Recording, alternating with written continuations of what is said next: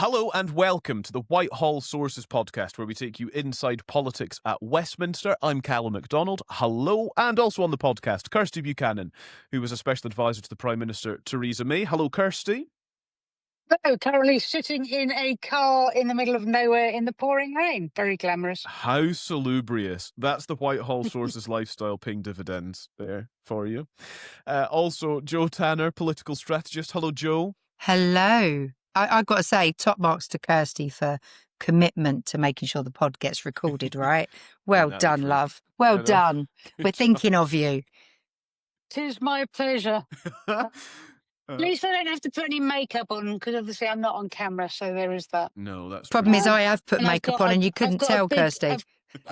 Some of the reason I'm stuck in a car is because I've had a terrible allergic reaction to something and I look like an angry Klingon. Oh, no. So probably best you don't see me. Well, if it's any consolation, I have to try and get somewhere in London during a tube strike later, so good luck. So do I, hun. All right, okay. Joe, you've been on the move, haven't you, today during the strike? I have indeed. I've been in the city and I've made it back. I've made Well it done. back. Yeah. I've seen so many pictures of just hundreds of Lime bikes gathered around various points of the city of London this week because people are having to find alternatives. Spare a thought for the poor drivers who have to struggle by on 70 grand a year. Yeah, and who want to reduce their hours. You know, it's a tough thing. Bless. In any case, glad that Joe and Kirsty are here. And actually, I think it's a good chance to just consider the week that's been and what we may have learned, particularly about you, Joe Tanner. Born to be wild.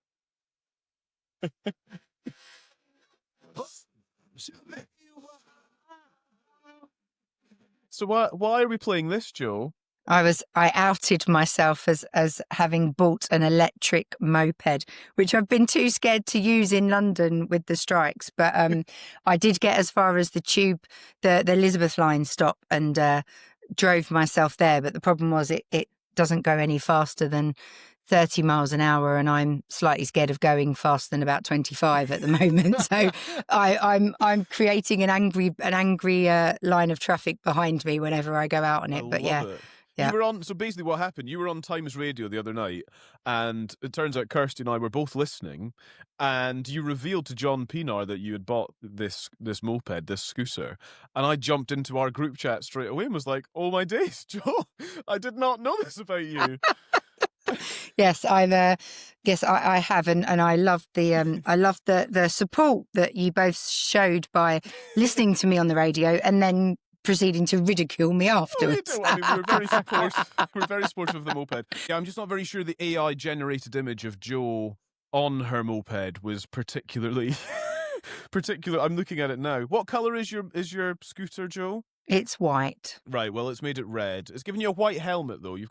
That's accurate, isn't it? I do. It's actually a white helmet with sort of snow leopard stickers on that my husband lovingly applied so that I would really stand out. I love it. Anyway, so that was one of Joe's highlights of the week. Kirsty, for listeners that can't see the AI-generated image, I said to Joe I would sue over it because Alan seems to have managed to add at least 2 stone to her in the process of it. So it's not the most flattering picture around, really. So that will never see the light. I think that was why the once white moped was actually red, because it was struggling under the strain of my rather large frame that was stuck on it from the way that Calum had generated it. But anyway, we're still friends. And then the other sort of thing that we wanted to play at this point, of course, the inescapable Andrea Jenkyns. Listen, no, I'm an insomniac. Staring at the ceiling. When you're about to sink me down, you get an insomniac. Kirsty, are you too an insomniac? Do you know what? I am an insomniac, and so the last 2 or 3 days, I have found myself staring at the ceiling, singing, "I'm an insomniac." But I have news about this. Ooh. So, because I have discovered personally what an earworm this song is, about once every 5 years or so, I have a flash of inspiration, right? So I rang Andrea Jenkyns this morning in part to say, congratulations for being a woman in your 50s looking that amazing in a sequin pantsuit. I couldn't pull that off in my 20s, let alone now. But also to suggest an idea to her, which is that there's a lot of kind of sneering that's gone on about this, lots of memes on X, etc., etc. Fine, right, all good and gravy. But it is quite a catchy song. And it just occurs to me, if you released it in the run up to Christmas and you encouraged your, multitude of reform voters to buy it, if the proceeds go to a veterans charity, for argument's sake, that in a sort of weird countercultural revolution, it might just storm up the top of the streaming charts, right?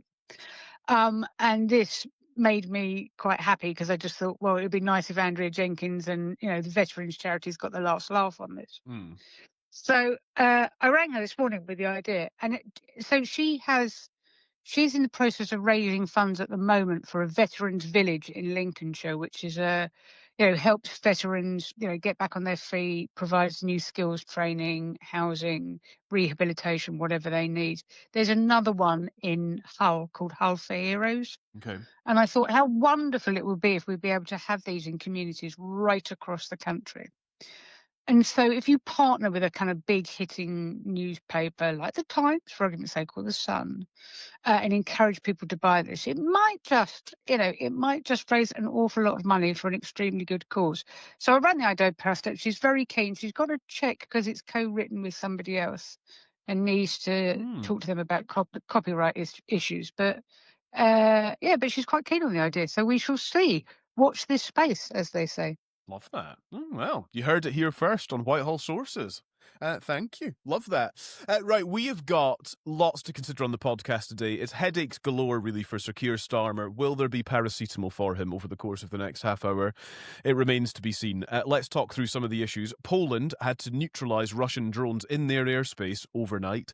The Polish Prime Minister Donald Tusk has invoked NATO's Article 4, which means triggering consultation with allies after the first major breach of European airspace during this full-scale invasion of Ukraine by Russia. Let's add to that Qatar's government looking at holding Israel's Prime Minister responsible for breaking international law by attacking Hamas leaders in Doha yesterday. Closer to home, the Prime Minister is standing by his ambassador to the US, Peter Mandelson, who says he believes further embarrassing correspondence between himself and the convicted paedophile Jeffrey Epstein will be published. And the Labour Party deputy leadership contest is up and running. Normally, these intros to the podcast are quite short, but that's the sort of stuff that we're contending with today. There's a lot on the go. You can watch all of this on YouTube, of course. In the latest episode that's up there already, we analysed the PM's reshuffle. Remember that from just last week? In fact, not even a week ago now. Search for Whitehall Sources and drop us a WhatsApp, 0333 404 6507. Start your message with the word Whitehall and offer us your analysis, your take, or your questions as well for Joe and Kirsty anytime. Right, let's think of world affairs, first of all, I think, is how I'm lumping these things together. This is Poland and, indeed, Qatar. So in Warsaw, Poland reported multiple Russian drone incursions, as many as 19 overnight. The government says this is the closest the country has been to open conflict since the outbreak of the Second World War. At the same time, a dramatic escalation in the Gulf after this Israeli strike in Doha, attacking Hamas leaders. The attacks raised the risk that a local incident could widen into a regional confrontation. Israeli Prime Minister Netanyahu says Israel is fully justified in its action because it targeted senior Hamas leaders who organised the October the 7th attacks. And in London today, the controversy is here on the doorstep of Sir Keir Starmer. He's holding talks with the President of Israel, Isaac Herzog, in Downing Street. There is lots to contend with here, Kirsty. These global issues are a real problem for Keir Starmer, sure, but also for NATO and for Western allies as well.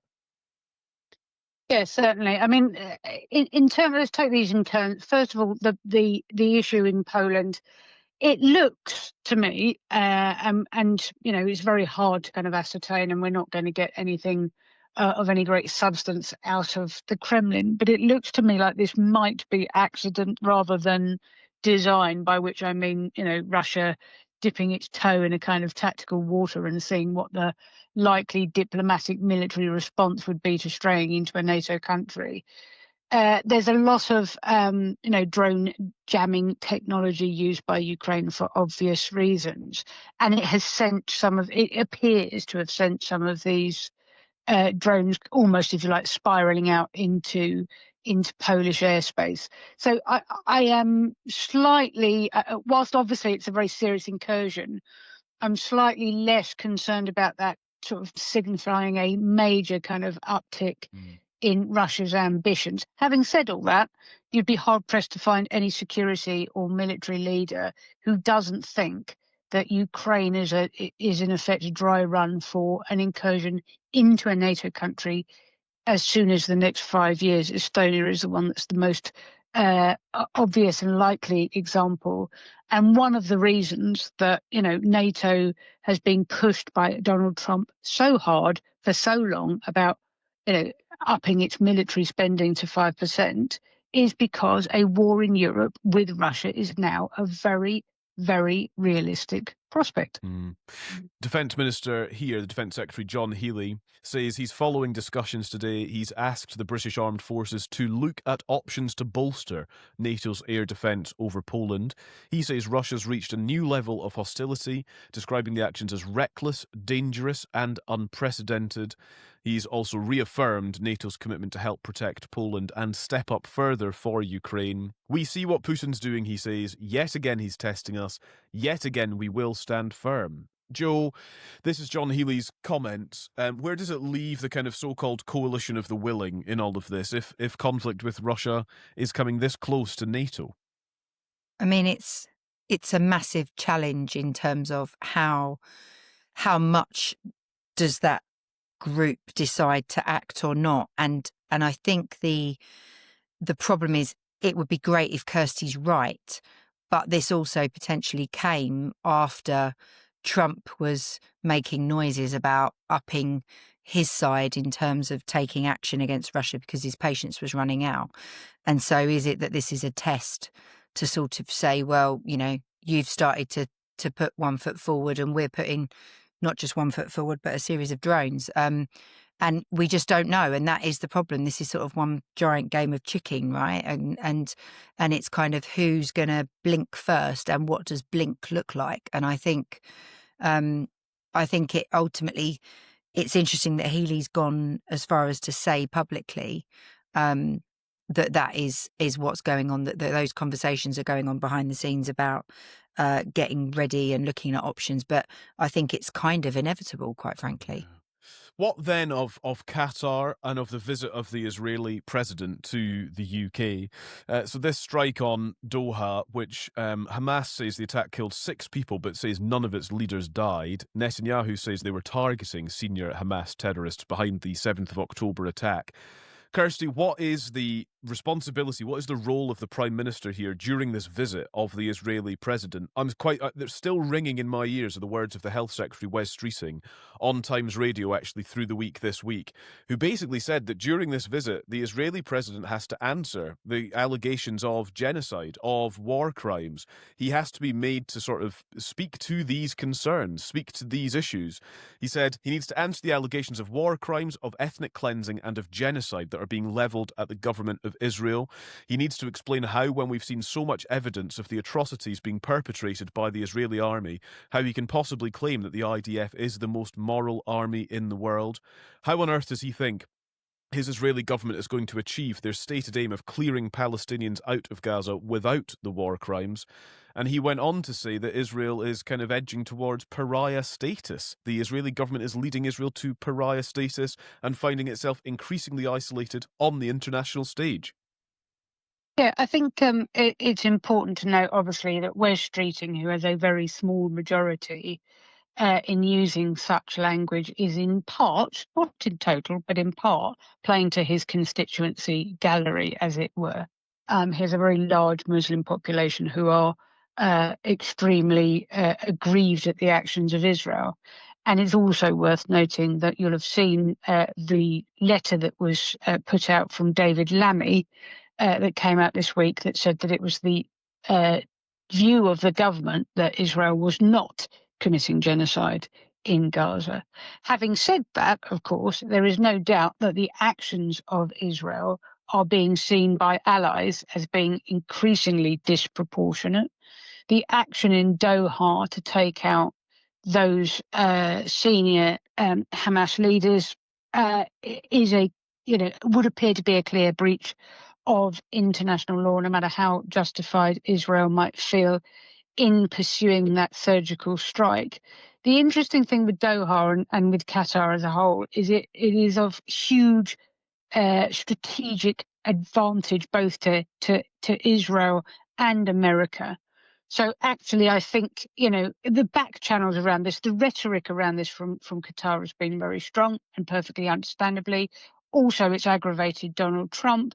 Qatar is a very close ally of both Israel and America, but also, it has half an eye to maintaining a decent working relationship with the other sort of big power player in the region, which is Iran. You will recall that when Iran earlier this year launched a military strike against the American airbase in Qatar. Again, there were lots of kind of heavy words, but actually the sort of situation settled down again. Look, if Israel has succeeded in doing what it wanted to do and has taken out those leaders, that will be the beginning and the end of that in terms of its attentions to Doha. It's not the same as pursuing Iran proxies in Lebanon, Hezbollah, and in Syria and Yemen. It's a kind of one-off surgical strike. I think it gets thornier if they haven't succeeded in doing that. And I think it makes the domestic pressure on Netanyahu far higher, because obviously it only increases the chances that actually the hostages that remain in Israel, may not be coming home. And here, the pressure is all on Starmer from those within his party to go harder and further on pressing Israel to get round a negotiating table and reach a ceasefire. How we do that when we've quite literally blown up the negotiators in any ceasefire deal remains to be seen, but it just increases the internal pressure on Starmer, if you like, to go far harder on Israel than hitherto, even though the Labour government's position on Israel has hardened considerably over the last year or so. And this is the thing, I suppose, Joe. Does he have to land something with the Israeli president during this visit? Otherwise, he'll be criticised. Does he have to? My brain almost goes to the way that Trump addressed Zelensky in the Oval Office. Now, that was a diplomatic catastrophe of an eruption. I get that. But does Starmer need to demonstrate some sort of public, stern talking to of the Israeli president? I mean, it's a tough one. I'm not sure how you can. The obvious answer is, how do you expect us to get round a table when we've just tried that and look what the other side did to us? It makes a very in terms of the response to anything that he would say to the Israeli president. So I think there's ways and means. You can certainly look less friendly. You don't have to do the big walk down, greeting outside number 10. You could reduce the photo ops. There are some optics you could change. You could make it look more formal. You certainly wouldn't have expected some kind of Zelensky greeting outside number 10 and, the PM to sort of have wandered out to do that. I think the handshakes and stuff in public will look very difficult in light of what's just happened. So I think there are small tweaks that the number 10 operation could make to make that slightly more palatable, should we say? Because the problem is anything that he does, it isn't just about inflaming the situation on a world stage, but it's also his own side who are now embroiled in a deputy leadership contest that it will aggravate those that are taking quite a strong stance on the issue of Palestine. So I think it's a very tricksy one for him, to be honest. Kirsty? Yeah, I think it's fair to say that President Herzog can expect a meeting without coffee, as we used to call it in the civil service when someone was going to get the hairdryer treatment. I think that's true. Now, bear in mind, obviously, that UNRWA is already underway, and one of the things that the UK government has pledged to do is recognise a Palestinian state as part of of UNGA. So that, undoubtedly will go ahead, and this will only strengthen Starmer's hand, I think, in suggesting that, that there is hope for the Palestinian people, that the idea of a two-state solution, at least for the UK government, is not dead. Having said all that, the reality of where we are at the moment is, regardless of whether Israel has or hasn't successfully blown up the negotiating team in Doha, those ceasefire negotiations have been going nowhere for months and months and months. Some of the blame of that rests with the Israeli government. Some of the blame of that rests with Hamas. The idea that Hamas is negotiating in good faith, I think, is a little on the naive side. But actually what will happen, I suspect now, is that those within his own party will say this, recognition of the Palestinian state is a good first step, but it's not enough. We want to see more sanctions, a complete embargo on any kind of military supplies to Israel, tougher sanctions on them. And we are a huge trading partner with Israel. We've got at the moment a massive defence exhibition going on in London, all of which is entirely surrounded by pro-Palestinian demonstrators, because it's got Israeli defence firms there. But Israeli defence firms employ thousands of people in this country. We do tens of millions, hundreds of millions pounds worth of trade with Israel. So again, Starmer's going to get pushed to go further and faster than I think he's willing to do. And the Israeli government seems to be making it very, very difficult for allies at the moment to kind of hold firm.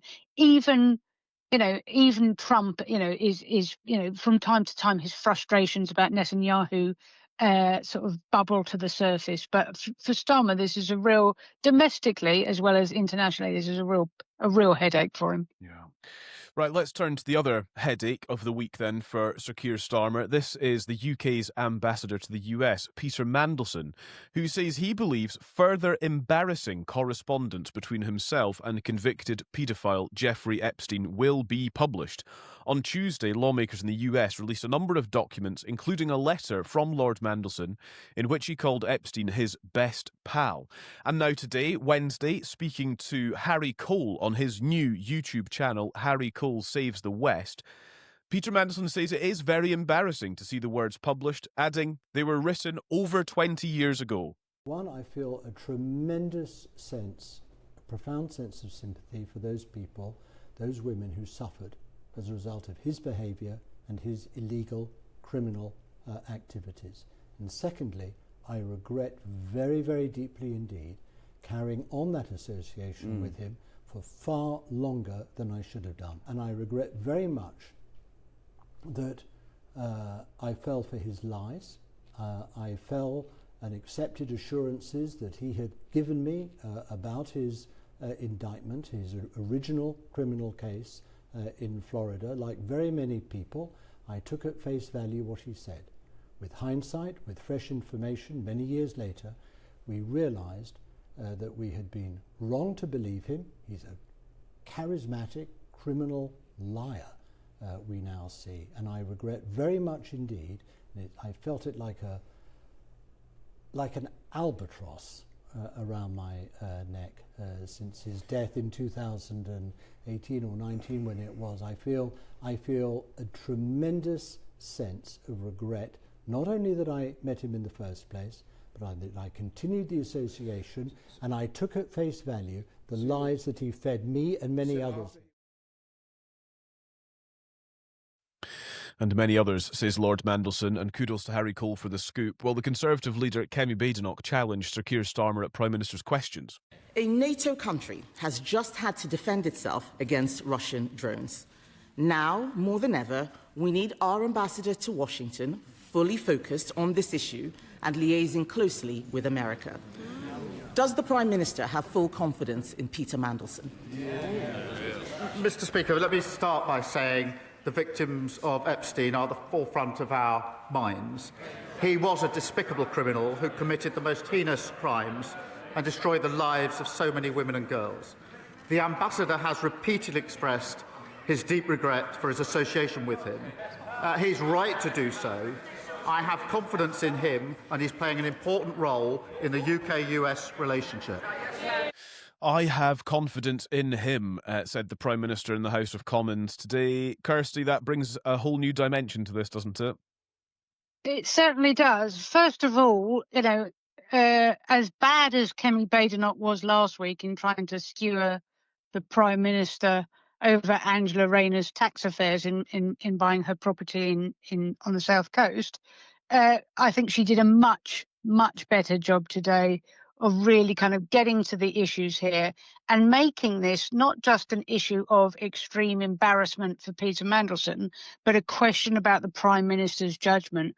What did he know? What were the details of what he knew at the time that he decided to make this appointment? This is, it's quite, this is a very political appointment, if you like. It caused quite a lot of ruffled feathers at the time. So she quite rightly sort of said, look, do you have full confidence in him? What did you know? When did you know it? And what, if due diligence, as you say, was carried out, then let's see what that due diligence unearthed.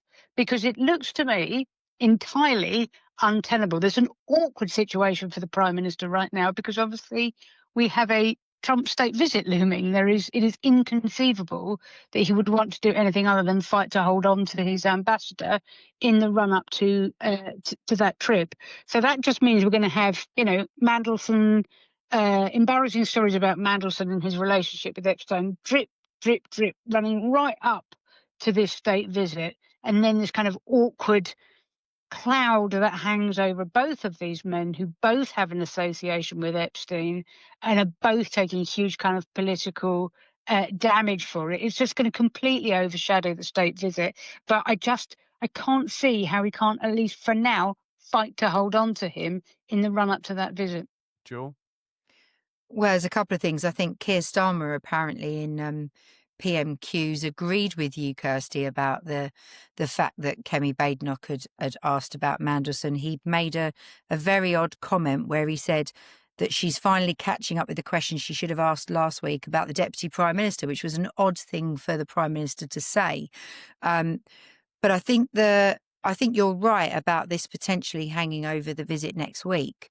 I think there's a couple of things. Number one is, surely there's an ethics advisor or equivalent process that is going to be needed at some point, because there appears to be some questions about exactly what the nature of the relationship between Peter Mandelson and Epstein was and when.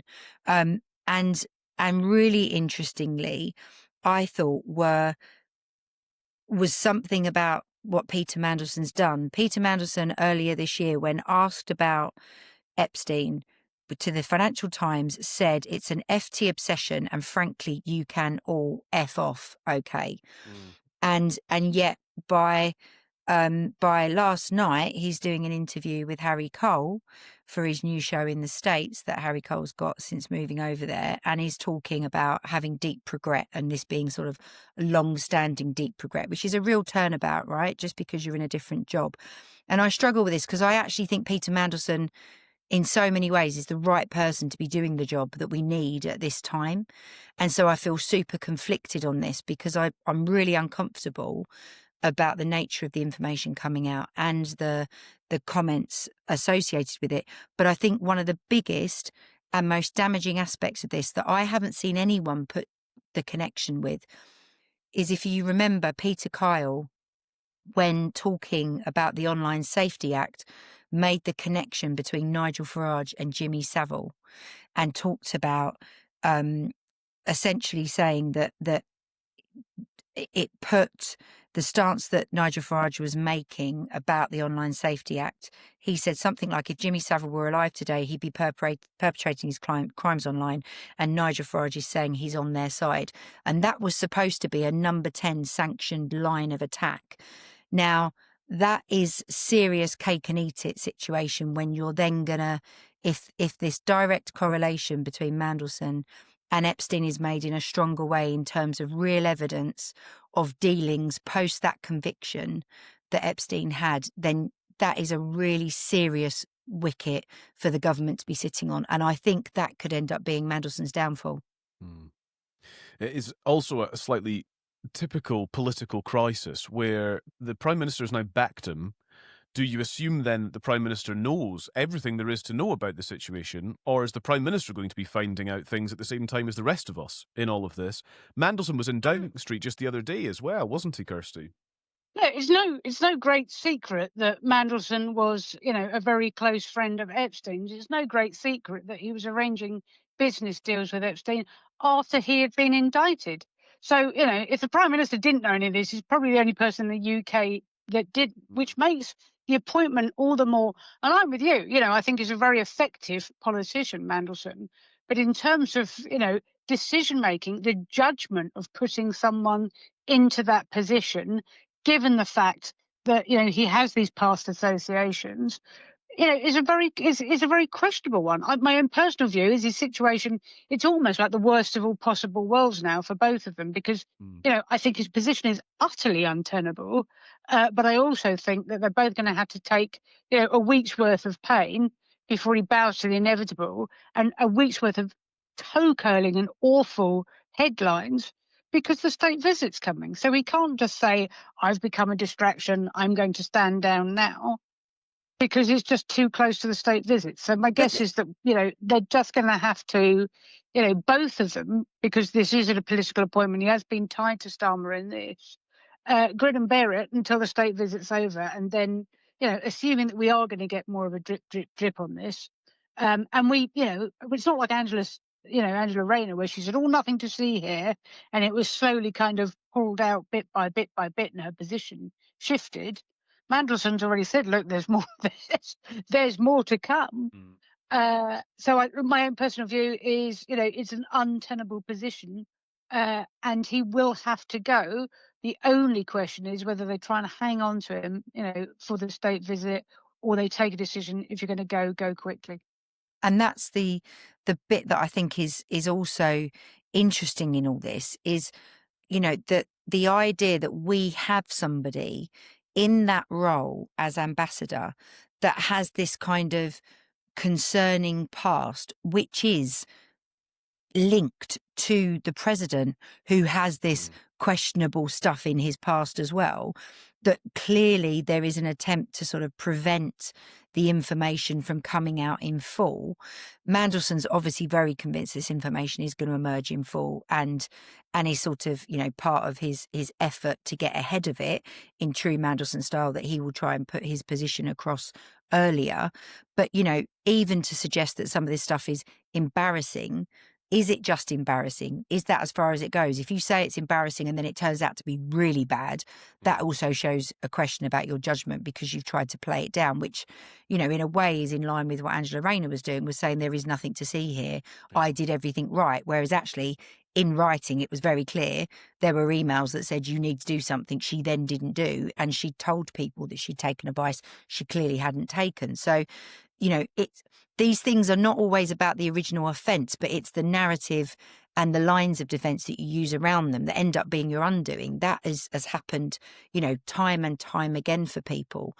And I do think it will be incredibly difficult to now stage manage next week, when the obvious questions each time are going to be, did you see Lord Mandelson doing something he shouldn't have been? Were you aware of this, President Trump, at any point? What did you know about their relationship? Have you two had a conversation about how to cover it all up? Like, you can just see it, right? It's just going to be grenades being thrown in, and Trump doesn't like the press conferences and the setup anyway.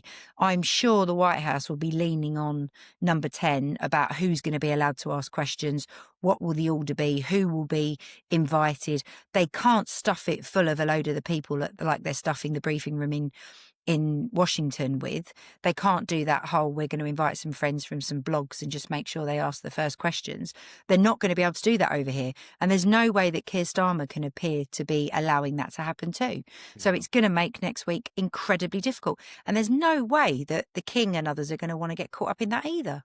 Yeah.